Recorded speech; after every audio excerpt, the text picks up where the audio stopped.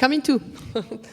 All right, my name is Melanie. I'm Melanie Zaglia. I'm with Mars. I lead the Center of Expertise for Creative Excellence.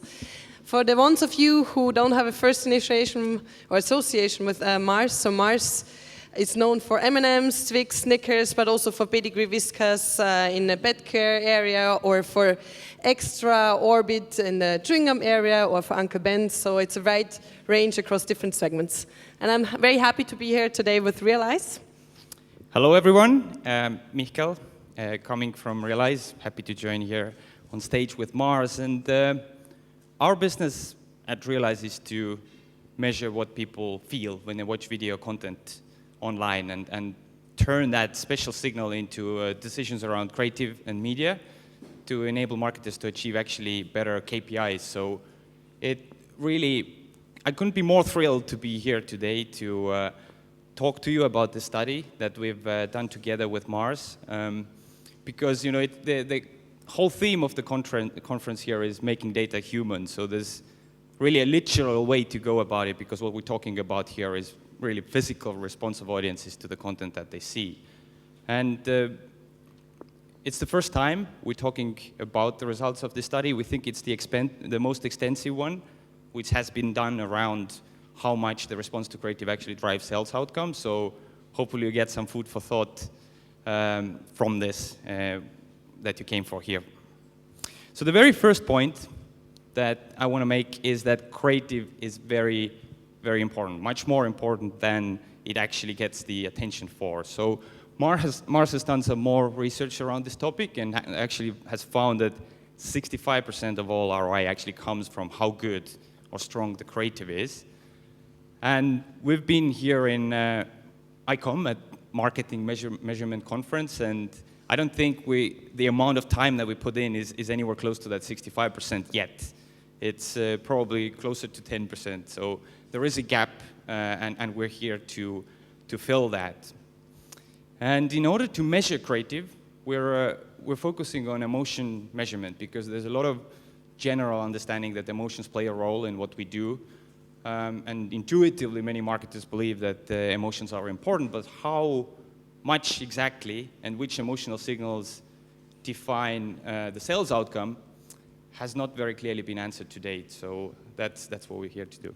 So one of the main purposes of this study is, as Mars, as one of the big advertisers, for us it's important to crack the question, why do certain ads work and why do others not? And as one of the research approaches that we have is cooperating with Realeyes to figure out if we can separate with facial coding which ads are going to actually drive consumers' purchases and which ads are not effective. For that purpose, basically what we did is we provided Realeyes with about 150 ads, so 149 to be precise, for which we also measured the impact of those ads on consumers' behaviors. So to measure the effectiveness, what we use within Mars is basically a single source, where we measure if consumers who are exposed to an ad, are they more likely to purchase a product compared to consumers who are not exposed to an ad. So as soon as we got those ads from Mars, we sat down with our good partners at Ehrenwehr Bass Institute to set a very proper experimental design in terms of how the study was set up in sampling and getting questions. And then we very quickly, using standard consumer panels as you do for any research, ran a test with 22,000 people in 6 countries to get, while the reactions were tracked when they were watching those ads. And that, we believe, has created the world's biggest database where the emotional response is directly linked to sales outcome. And at the same time, we kind of have our own R&D team, and we partnered up with also Carnegie Mellon, where we have our science advisor to come up with some hypotheses on what kind of emotional signals are likely to drive ad performance. And we started with facial action coding systems, basic universal emotions, are people smiling when a brand is shown. But we get a lot of information from webcam. I mean, what are people paying attention? There's a lot of behavioral cues that we put into that. And the whole idea was to test those hypotheses and see how strongly we can separate the good ads from the bad. And we came up with a very encouraging result. So we basically saw that can separate that with 75% accuracy. What's worth pointing out is that this is all done within the data set. You know, the data set itself is diverse, right? We did it across 6 countries and across product verticals, so we could test those hypotheses in and out of between all of those, so it's quite strongly cross-validated, but we still need to test it in the market how it actually performs. But what was also part of what we wanted to achieve was to detect these kind of universal success signals that would work in any country, in any category. And at least across the sort of the product categories and markets that we worked with, we got a pretty good result. The other key criteria we had was that it had to be a very simple model. I mean, we didn't want to do sort of black box big data stuff where you just throw thousands of variables in and you get your 90% accuracy. We wanted something which is simply human explainable that stakeholders at Mars could be understand and really work with. So what we came up was a very simple linear regression model of 2 variables. And each of them equally important. And the first was around happiness.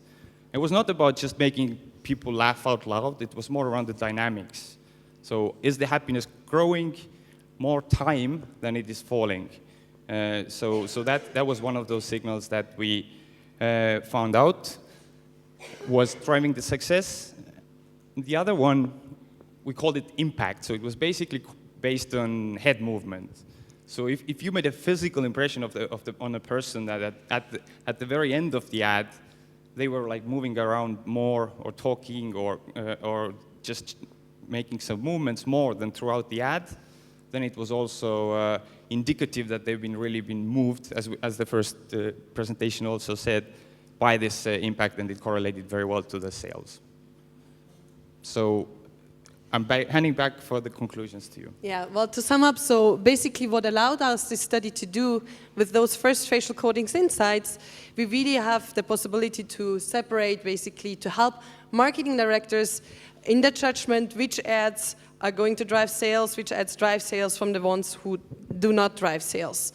So it's really a support system here that was developed here by Realeyes, using facial coding and head movements, which is a really good first step in better understanding why creatives works, why they don't work.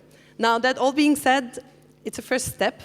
So if we all ask us why do certain advertisements work and why they don't, if we really would have the answer, I think we all would be somewhere in the Bahamas, on the Fiji Islands, somewhere in the real sun and enjoying, because we all cracked the jackpot. So there's still a lot of work to do. At the same time, what Realeyes is searching for now is to also validate their approach in different industries with different partners. And they're certainly open to, for you to reach out and to learn more. Exactly. Thank you very much.